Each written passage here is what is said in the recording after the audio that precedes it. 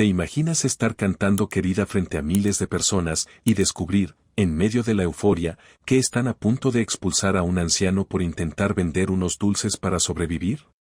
Porque eso fue exactamente lo que pasó aquella noche. Y lo más fuerte no es que Juan Gabriel lo viera, sino lo que decidió hacer cuando todos esperaban que siguiera cantando como si nada. Quédate, porque esta historia no solo te va a contar un gesto de generosidad. Te va a mostrar, con detalles que casi nadie recuerda, cómo un concierto puede convertirse en un momento de humanidad tan grande que deja a un auditorio entero sin aliento, y cambia la vida de una persona para siempre. Juan Gabriel estaba a mitad de Querida cuando lo vio. No fue un grito, no fue una pelea, no fue una luz fallando. Fue algo mucho más sencillo, y por eso mismo, más incómodo. Un anciano caminando entre las filas del Auditorio Nacional con una canasta de mimbre, vendiendo dulces de tamarindo envueltos en celofán. Los ofrecía en voz baja, casi pidiendo permiso con la mirada, como si supiera que estaba rompiendo una regla invisible. La gente, concentrada en el escenario, reaccionaba con molestia. Algunos hacían un gesto rápido con la mano para que se fuera, otros lo ignoraban como si no existiera, y unos cuantos lo miraban con esa mezcla de incomodidad y fastidio que aparece cuando alguien irrumpe donde no debe. Lo peor era que no estaba solo. Los guardias de seguridad ya se estaban acercando, dos sombras negras moviéndose con firmeza por los pasillos, cerrándole el paso desde lados opuestos. El anciano lo notó. Y empezó a caminar más rápido, como si su cuerpo supiera que le quedaban segundos. Intentaba vender aunque fuera unos cuantos dulces antes de que lo sacaran. Había urgencia en sus pasos, en su respiración, en la manera en que apretaba la canasta contra el pecho. Y justo cuando parecía que nadie iba a intervenir, Juan Gabriel hizo algo que nadie esperaba, detuvo la canción a mitad de la estrofa. Levantó la mano con autoridad, esa autoridad que solo tiene alguien que domina un escenario como si fuera su casa. La orquesta se quedó congelada. El sonido se cortó en seco. Y el silencio cayó sobre las 12.000 personas como si alguien hubiera apagado el mundo por un segundo. En ese silencio, hasta el eco de un movimiento se sentía enorme, una butaca que cruje, una tos retenida, un suspiro. Juan Gabriel señaló directamente al anciano y dijo por el micrófono, claro, sin titubeos: «Señor, espere ahí». Y lo que hizo en los siguientes minutos se convirtió en una de las historias más contadas sobre su generosidad, no porque fuera un espectáculo armado, sino porque nació de una decisión inmediata, humana, inevitable, como si algo dentro de él le hubiera dicho, esto no se puede ignorar. Era el 16 de octubre de 1988, en Paseo de la Reforma, y aunque la gente fue al auditorio a escuchar canciones, muchos terminaron llevándose algo que no venía en el boleto. Una lección que se te queda pegada en la memoria. Porque esa noche no era cualquier noche. El Auditorio Nacional estaba completamente lleno por tercera ocasión consecutiva. Era parte de una serie de 10 conciertos que Juan Gabriel había programado para octubre, en un momento de éxito absoluto. Venía respaldado por el impacto masivo de su álbum Cosas de Enamorados, del que se decía que ya llevaba más de 4 millones de copias vendidas en México. La demanda había sido tan grande que las entradas se agotaron en menos de 2 horas cuando salieron a la venta, con precios que iban desde 100 hasta 6,000 pesos, una cifra que para muchas familias significaba un sacrificio real.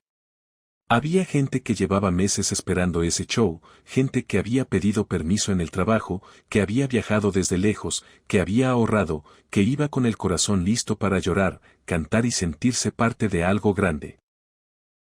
Juan Gabriel había empezado puntual a las 9 de la noche con su entrada triunfal característica, vestido con un traje de lentejuelas plateadas que brillaba bajo las luces como si el escenario lo hubiera creado solo para él. Ya llevaba casi 1 hora cantando éxitos, moviéndose con esa mezcla de fuerza y sensibilidad que lo hacía único. Y en medio de ese momento perfecto, apareció el elemento que nadie quería ver, pero que estaba ahí, la necesidad caminando entre las filas. El anciano se llamaba Don Ramiro Gutiérrez. Tenía 81 años.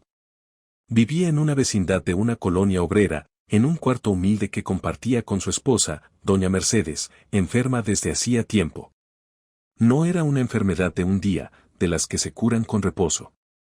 Era de esas que se vuelven parte de la casa, parte de la rutina, parte de la preocupación diaria. Y lo más cruel era que las medicinas costaban más de lo que su pensión de jubilado podía cubrir. Don Ramiro no estaba ahí por gusto, ni por travesura, ni por sentirse listo. Estaba ahí porque esa semana su esposa había empeorado y el doctor les había dicho que necesitaba una medicina nueva. Una medicina que costaba 500 pesos. Don Ramiro solo tenía 120 pesos ahorrados. Y cualquiera que haya vivido contando monedas sabe lo que significa esa diferencia. No es solo dinero, es angustia, es culpa, es miedo. Para conseguir algo más, don Ramiro hacía dulces de tamarindo en su casa, los envolvía con cuidado en papel celofán transparente y los vendía en 2 pesos cada uno. 2 pesos. Un precio casi simbólico, pero que para él era la única forma de juntar algo al final del día. Normalmente vendía afuera de iglesias, en parques, en mercados, donde la gente lo conocía o al menos lo toleraba. Pero esa noche escuchó que habría un concierto grande en el Auditorio Nacional y pensó: quizá, si la gente viene feliz, si viene con emoción, si trae dinero para un boleto, tal vez pueda vender algunos dulces cuando salgan. No planeaba entrar. Él sabía que ese lugar no era para él.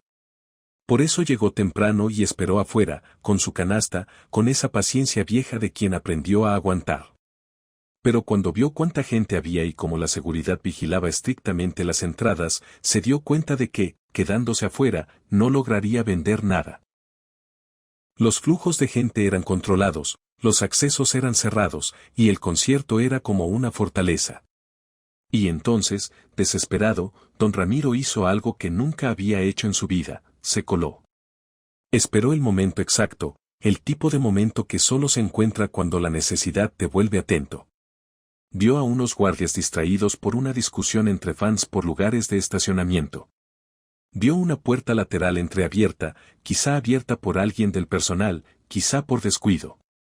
Y se metió. Su corazón empezó a latir rápido. No era un niño travieso. Era un hombre de 81 años arriesgándose a ser humillado, expulsado, quizá reportado a la policía, por vender dulces de 2 pesos. Caminó por los pasillos con su canasta de mimbre apretada, sintiendo que cada paso podía ser el último antes de que lo atraparan. Y mientras caminaba, lo único que tenía en la cabeza era la imagen de su esposa en cama, envuelta en cobijas, esperando una medicina que no llegaba. Por eso, cuando encontró una entrada que daba a la zona de butacas, entró justo cuando Juan Gabriel cantaba. El auditorio estaba oscuro, excepto por las luces del escenario que rebotaban en el traje de lentejuelas como si fuera una constelación. Don Ramiro comenzó a caminar entre las filas, ofreciendo en voz baja, dulces de tamarindo, a 2 pesos.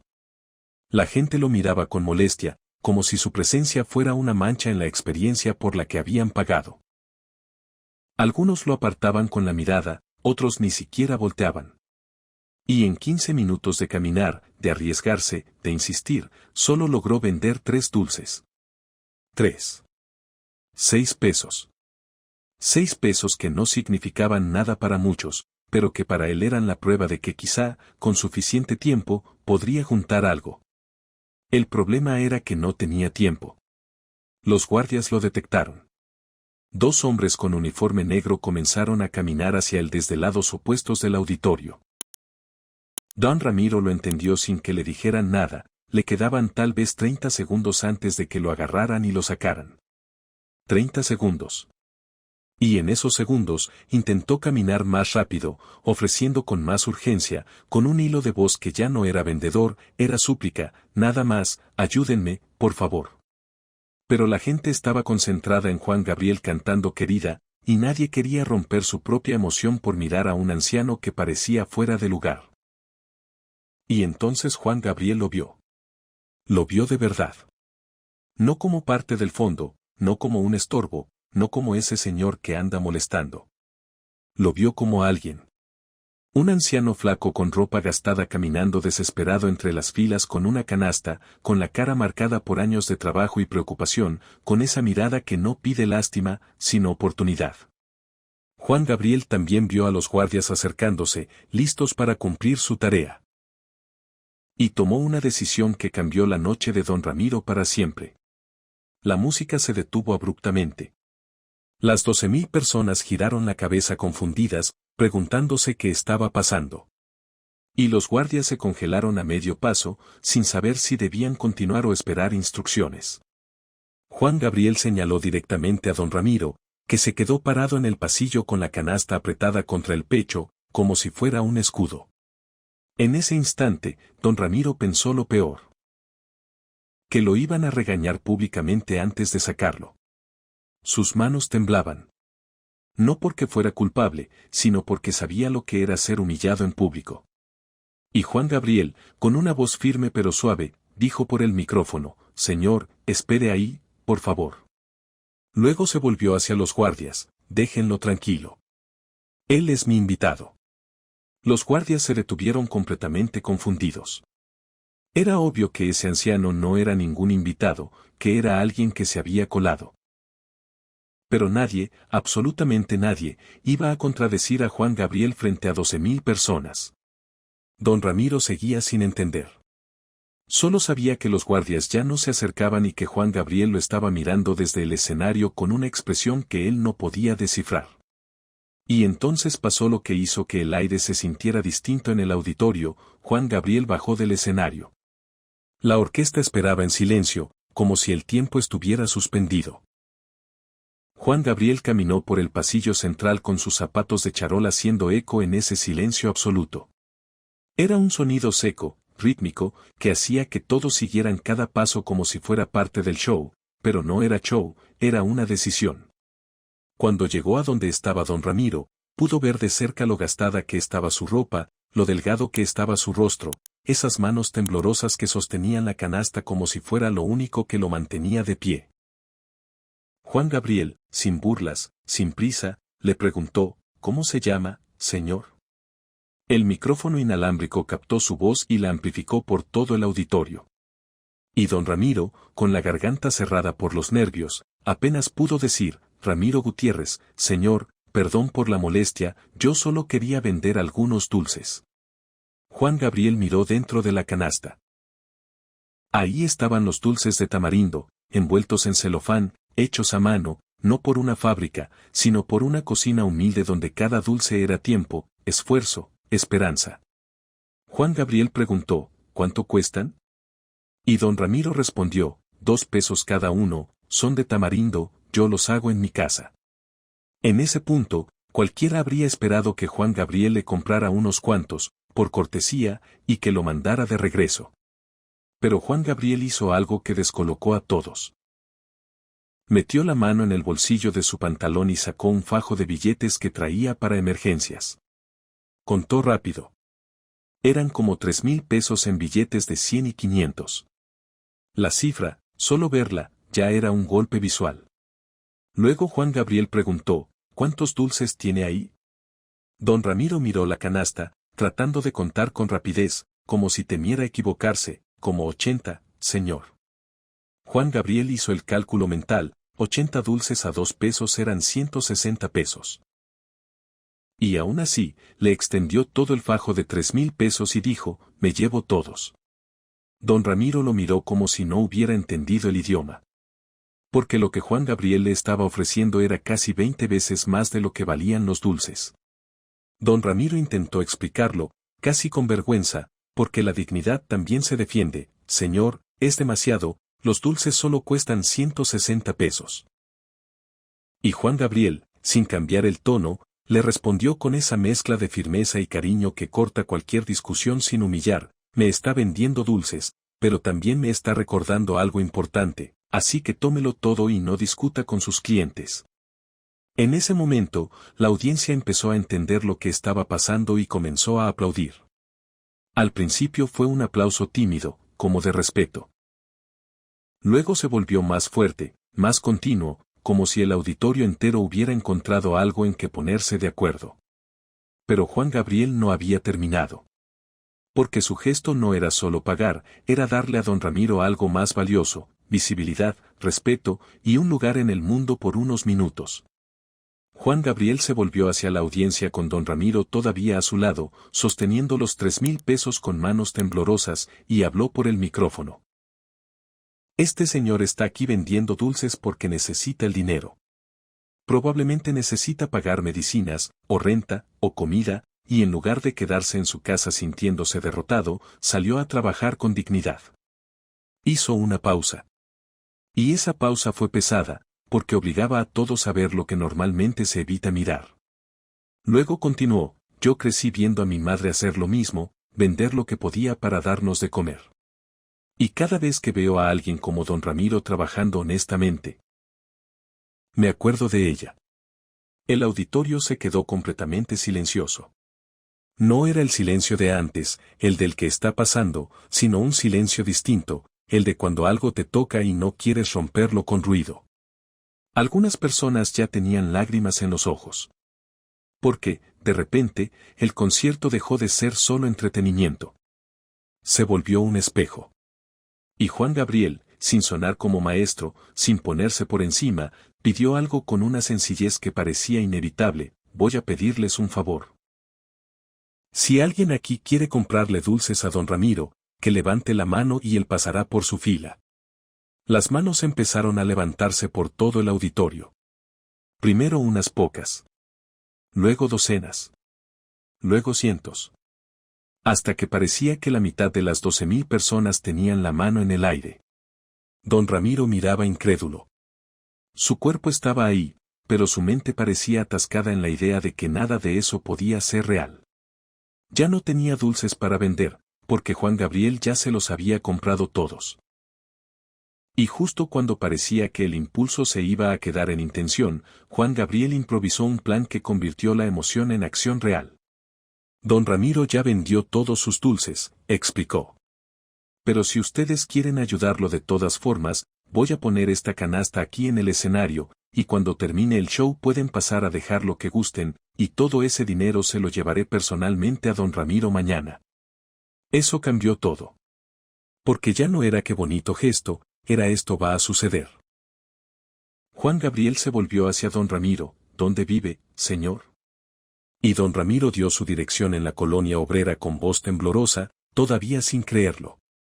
Juan Gabriel llamó a un asistente de producción, le dio la canasta de mimbre ya vacía y le pidió que la pusiera al frente del escenario con un letrero que dijera que era para don Ramiro. Y luego, sin hacerlo sentir menos, lo acompañó de regreso a su asiento. Aquí viene otra parte que la gente suele olvidar. Juan Gabriel no lo mandó a un rincón. No lo escondió. Le consiguió una butaca vacía en la quinta fila, un lugar privilegiado, de esos que cuestan más de lo que don Ramiro podía ganar en un mes. Y le dijo que se quedara a disfrutar el resto del concierto como su invitado especial. Don Ramiro intentó rechazar, porque no quería causar más molestias, porque estaba acostumbrado a hacerse pequeño para no incomodar. Pero Juan Gabriel insistió con firmeza y cariño hasta que el anciano se sentó. Y en el momento en que Juan Gabriel regresó al escenario y la música comenzó de nuevo, todo el auditorio estalló en una ovación de pie que duró casi 3 minutos. No por la canción que venía. No por el show. Sino por lo que acababan de presenciar. Y durante el resto del concierto, cada vez que Juan Gabriel terminaba una canción, podía ver a don Ramiro en la quinta fila llorando en silencio, con la cara bañada en lágrimas que no eran solo emoción por la música. Eran alivio, eran incredulidad, eran años de carga soltándose en un solo lugar donde, por primera vez en mucho tiempo, nadie lo estaba empujando hacia afuera. Cuando el concierto terminó casi 2 horas después y la gente comenzó a salir del auditorio, lo que Juan Gabriel había prometido se volvió real. Cientos de personas se detuvieron frente al escenario, donde estaba la canasta de mimbre con el letrero para don Ramiro, y comenzaron a dejar dinero. Algunos dejaban billetes de 20 pesos, otros de 50, algunos de 100. Y los que tenían más dinero dejaban billetes de 500 e incluso de 1,000 pesos. No era una competencia, era una ola. La fila se extendió por el pasillo central.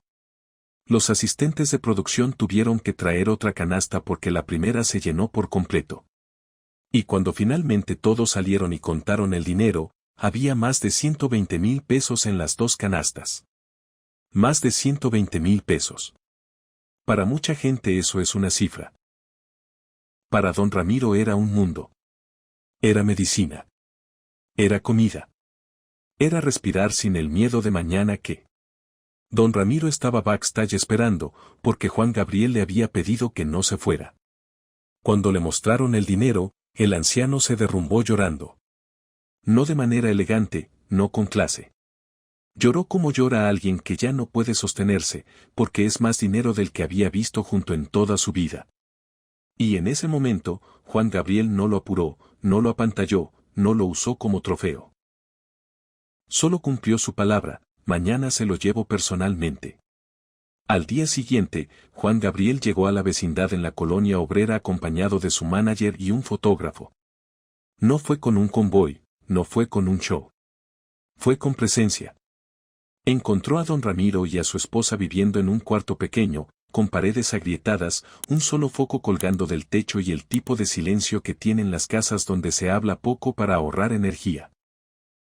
Doña Mercedes estaba en cama, envuelta en cobijas, porque el cuarto no tenía calefacción y ella siempre tenía frío por su enfermedad. Juan Gabriel se sentó en la única silla que tenían. No pidió que le prepararan, no hizo gestos de incomodidad. Se sentó como alguien que entiende. Habló con ellos durante más de una hora. Escuchó sus historias, sus luchas, sus días.